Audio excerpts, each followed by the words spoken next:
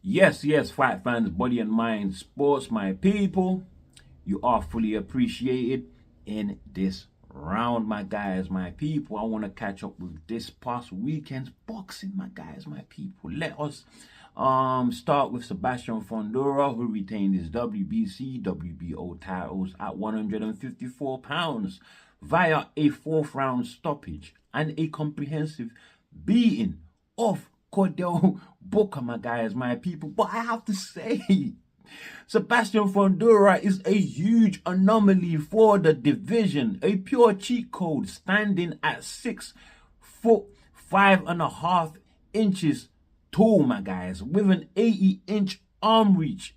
Fun fact, he has the same arm reach as Zhilei Zhang, a heavyweight, and only half an inch difference in height with Zhang, my guys, my people. Tell me this is not a nightmare for anyone fighting at 154 pounds, my guys, my people. It was obvious, my guy, that Booker had to get on the inside. Sebastian Fundora is more or less a heavyweight that's slim enough to boil himself down to 154 and just beat up all these smaller fighters like Conwell. Conwell had to get on the inside, definitely. 10-inch height, 8-inch or so height deficit, 10-inch reach deficit, my guys, my people. He had to get on the inside and stay there. He just couldn't do it. Totally outgunned on the inside. He had to retreat. Sebastian Fundora just too fast, too big, too strong, just too physical, too relentless with his volume punching, my guys, and had the power edge as well. And the younger fighter at 27 years old, Conwell, passed his prime at 33 years old, my guys, my people. And despite his age, experience-wise, at this level, world level, Fundora has been there time and time again. Booker never even been in a 12th round fight before Fundora. So even Fundora is lapping him in experience. Chordale Booker had no chance at all. And so in the inside, where we were expecting to do good work, he just couldn't show up because Fundora was just too much for him. And then when he retreated on the outside, again, Fundora just kept on tracking him with that long jab and tracking him and, hitting him every time. He just couldn't miss on the night. A very, very dangerous fight. Chordale Booker just taking way too punishment, my guys, my people. By the 4th round, he was just covering up and just waiting for whatever comes. Totally run out of ideas, and possibly hoping it would stop. But as a warrior, he doesn't want to quit. So great that the referee stepped in to quit for him, to stop the fight for him, because he was quickly becoming a punching bag. Fundora was about to take him straight into dangerous realms. And we don't want that. We really don't want that, my guys, my people. So good job by the referee there, my guys, my people. Before that, he already been dropped once already. After being hit with a barrage of combinations, he tried to hold on to Fundora for dear life, and he ended up stumbling to the canvas after his footing gave way, my guys, my people. He made the count that time around, but like I have said, the fight did go on to be stopped in that same round, the 4th round, my guys, my people. So Booker, nothing to be ashamed of. He put up a brave performance, a warrior's performance. He didn't quit. Hopefully he comes back stronger in his next fight and maybe gets a win, my guys, my people. As for Sebastian Fundora, more life to Fundora, more life to Booker too. A lot of life for Booker, my guys, my people. As for Fundora, congratulations and more life. What next for him? Before we go into that, let's discuss Gustavo Rivieri, my guys, my people, WBO's president, who has revealed that Terence Bud Crawford, who holds the WBO interim championship and the WBA world championship, my guys, my people, that he will be dropping his WBO interim once he moves up to 168 to fight Saul Canelo Alvarez. He's not coming back to 154 to compete or defend his titles there, my guys, my people. So vacation, vacation, vacation. And I would assume the same thing would eventually happen with the WBA title that he holds right now. And if that happens, naturally, you know, through due process, I should hope that Your Highness Tellers, who is the WBA interim, gets elevated. Elevation, my guys, my people. He will get elevated naturally, my guys, my people. Tellers, though, only 24 years old, Cuban fighter. Not much experience professionally, only 10 fights. No losses, though, no draws. 9 coming via KO, so very, very heavy-handed. Despite his experience, though, my guys, my people, he has been matched up very hard. His last fight against Julian J. Rock Williams, my guys, my people, who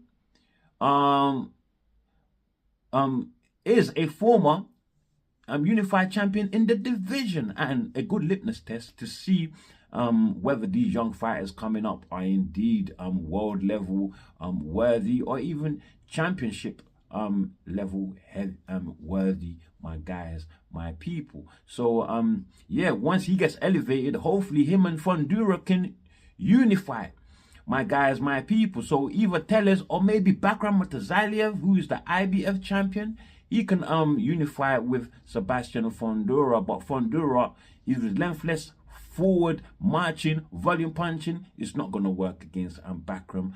Might as well let you guys know that now, my guys, my people, because Bakram is just as aggressive, just as strong, and packs power, my guys, my people. We all saw what he did to Tim Tszyu, and Tim Tszyu gave Sebastian Fundora issues when he lost his titles to Fundora. He gave Fundora issues before he received that nasty gash on the top of his head that ultimately turned the fight in Fundora's favor, and he ended up winning via split decision, my guys, my people. However, Fundora versus Mutazaliev, he will need to use his physical traits as much as he can, staying on the inside and jabbing, fighting methodically. That relentless style will put him in danger versus Bakram Mutazaliev, my guys, my people. But let's talk about other fights in the division that could be more lucrative for Fundora, although no world championship on the line. I'm talking Virgil Ortiz, who is the WBC interim champion, to Fundora, my guys, my people. Currently injured, though, with a arm injury, something that's kept him out of a possible bout with Bakram Mutazaliev, my guys, the IBF champion. You know, but maybe by the time he heals up, he will be available to make a fight with Sebastian Fundora. It is one of the more commercially successful fights available in the division for Fundora, I should guess. So maybe they can fight, right? If Virgil is not crazy enough to go against Bakram, I should say, my guys, my people. What other fights are available for Fundora that could be you know, a commercial success? Maybe Jamel Charlo, I'm hearing he's coming back. But after that beating at the hand of Saul Canelo Alvarez went easy on him, by the way, I have to admit. But after that beating in September, how many months that's about 5-6 months ago. By the time he returns, I would say he would be needing maybe a tune-up fight just to see where he's at, my guys, my people. But yeah, the prospects of him and Fundora fighting, great. Love that. After all, Jamel Charlo didn't lose his undisputed status in the ring, my guys. It was just one belt after the other getting dropped and getting stripped. Getting stripped, my guys, my people. What about Errol Spence that has been linked from 2024 to fight Sebastian Fundora, right? That fight was scheduled, then postponed, scheduled, postponed, scheduled, done with that fight. I guess it's safe to say Errol is not ready to get back to the ring at this particular moment. He was ranked at 154 under the WBC at #1 in efforts to try and make this Fundora fight. Fundora even couldn't reach agreements to fight is mandatory Terence Bud Crawford just because of this Errol Spence fight, my guys, my people. That would have been another commercially successful fight in the division, my guys, my people. But Errol Spence, only God knows when he's coming back, my guys. Only God knows. Now let's talk about Terence Bud Crawford, him going up to 168. I wonder, man, what if all the titles at 168 should end up in Crawford's possession? It would be interesting to see what he would do with those titles, my guys, my people, should he not retire right after, my guys, my people. Now let's move on to other fights that happened this weekend, my guys. We had George Kambosos versus Jake Wylie, my guys. And before we start talking about this, I think it's very important that we go through Kambosos's the highlights of his career. Best times for George Kambosos: his win over former IBF champion in the lightweight division, Mickey Bay, my guys, my people. Even dropped Mickey Bay in the 10th round of that fight before Kambosos went on to beat former IBF featherweight champion Lee Selby, my guys, comprehensively. He beat him comprehensively. Very, very clear win. So that was a great win, my guys, my people. No droppage that time, but a clear win and an even better win. In fact, him and Lee Selby, they fought at lightweight, by the way. Yes, but an even better win for Kambosos was his unification bout with Teofimo Lopez, dropping Lopez in the first round. What a firefight. Burner, my guys, my people. Very bloody fight. Even Kambosos got dropped in the 10th and took the decision on that day, my guys. Nonetheless, my guys, my people. Now, then came the decline. From there, after beating Teofimo, two decisive unanimous decision losses to Devin the Dream Haney in their undisputed bouts. And then you got a give decision over Maxie Hughes. Kambosos should have lost. And then a comprehensive beating and getting taken out in 11th round by the elite Vasily Lomachenko, my guys, my people. Did worse to Kambosos than Devin Haney could ever imagine. Now, I don't want you guys getting into your head that Lomachenko beat Devin Haney, because he didn't. You know, I watched that fight and I watched it carefully. A clear win for Devin the Dream Haney. Lomachenko had moments, but a clear win for Devin the Dream Haney, my guys, my people. So now he is coming off that Lomachenko loss and into this Jake Wylie fight, and I thought he controlled that fight for 8 rounds. He did very, very well, boxing great on the back foot, going forward whenever he can, landing very, very you know, hard punches, very, very hard punches, very flush punches, but they were having no effect on Wylie. I wonder why. One thing I have to say though, Kambosos is not a natural 140 pounder, so he stepped up to take this fight. He looks the smaller fighter in the ring compared to Wylie. You know, despite that when you look at BoxRec, it says that Wylie is 5'7" and Kambosos is 5'9". It didn't look it to me. Wylie looked like to me the taller fighter with the longer range as well, my guys, my people. So pretty confusing there, my guys, my people. But Kambosos box well, looked very relaxed, controlled the fight. I would say for the first 8 rounds, I gave it to him. I gave him those rounds. But then the championship rounds, the last rounds, the last remaining 4 rounds, Wylie came on very, very strong, landed punches of his own, not completely flush on Kambosos, who did well to slip majority of those punches by Wylie, who is known as a heavy-handed fighter, my guys, my people. So yeah, great win by George Kambosos, but should have done a lot better. Wylie is not a highly rated fighter at 140 pounds, so should have as a unified champion in the previous division, or should I say former unified champion, he should have, you know,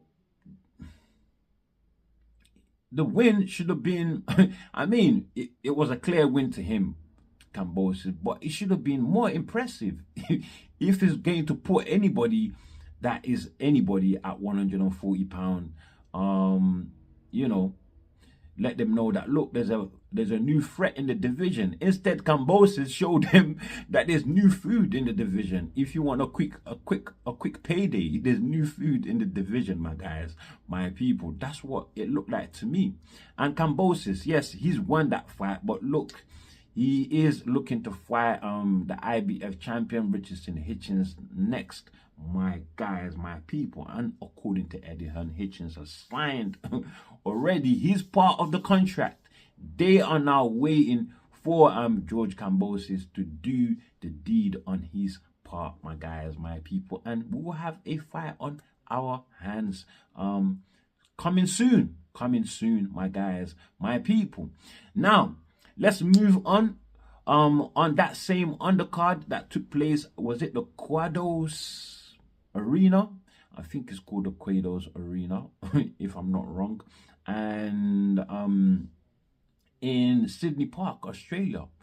I hope I got it right. Sydney Park, right? Sydney Olympic Park in Australia, my guys, my people. That is the one. Yeah. So George Kambosos headlined that card there. I've already spoken about his fight, but the supporting act was Sky Nicolson, my guys, my people, defending her WBC title against Tiara Brown, my guys, who is a US fighter, 36 years old. Tiara Brown. How old is Sky Nicolson? I believe Sky Nicolson is like 24 or something like that. Is she? I'm not really too sure on her age, but she's a very young fighter, and she lost her title on the night. I think she should have been given the win, because Tiara Brown was busy, but was she landing? She was pushing forward, but was it very effective? No, it wasn't. She was just getting counted.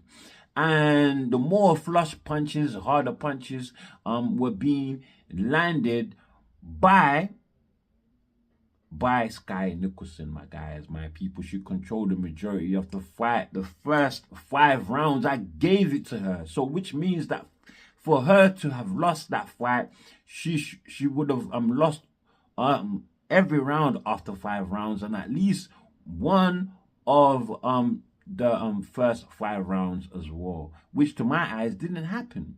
It just didn't happen, my guys, my people. The win really belonged to Sky Nicolson. I wouldn't call it a robbery. It was a very close fight, but the wrong person was given the win, I have to say. So congratulations though to Tiara Brown on her win. The police officer, US police officer, I don't know whether she's a police officer or a former officer, my guys, my people, but I do know though that she does do boxing coaching in the American police, my guys, my people. So she coaches fighters in the American police, my guys, my people. So yeah, great win there for Tiara. More life to Tiara. More life to Nicholson too. You know, unlucky on the night. She should have got the win. Hopefully she comes back stronger the next time. I want to see a rematch, by the way. The rematch needs to be taken ASAP. ASAP, my guys, my people, on that one there, my guys, my people. That's all I have for you on this one before you leave. Do like, do share, subscribe, of course. Drop your comments below, and as always, stay super bless.